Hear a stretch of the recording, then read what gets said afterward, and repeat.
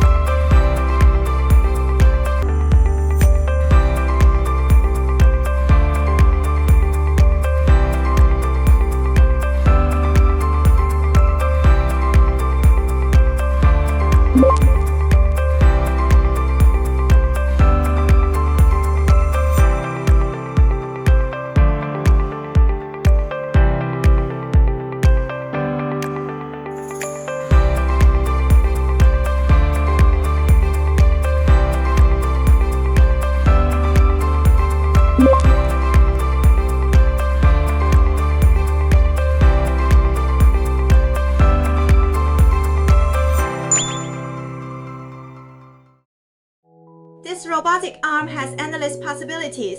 What project do you hope to use it for? Welcome to leave a message in the comment area. See you next time.